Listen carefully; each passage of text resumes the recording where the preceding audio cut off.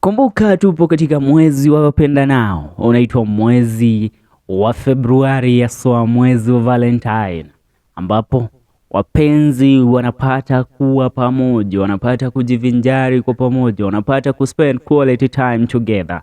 Na kwa sasa msanii wetu mpendwa mwitaga the king of Mount Kenyan music, mwenyewe none other than Samidoh Moshoki, Samuel Moshoki aka Samidoh yupo kule nchini Marekani.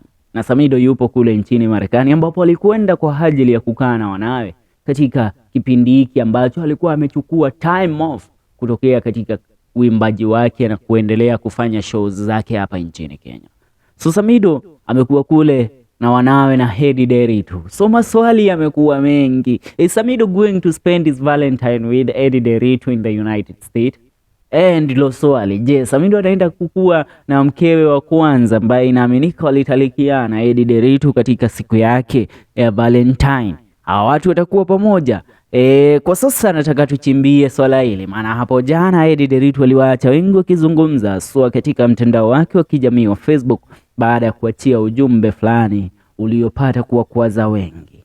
Edday Nderitu kupitia ukurasa wake wa kijamii wa Facebook alipata kuandika haya, nataka tupate kuyasoma.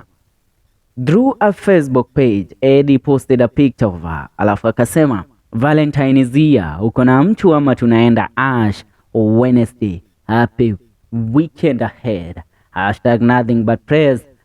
#power of prayers.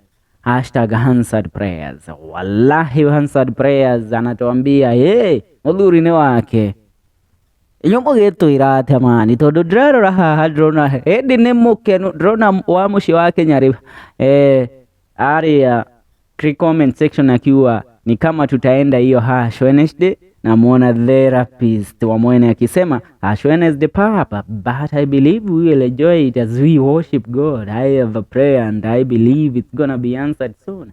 Keep rising Rembo, you are blessed. Evangelist Lucas Tunje Ministers anasema, looking beautiful always, woman of God, nothing but prayers. Keep going, keep soaring high in Jesus mighty name. Happy weekend to you too.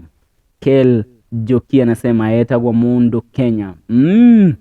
Wairimo Kimani akauga, thank God niko na yeye. Well, looking gorgeous mama.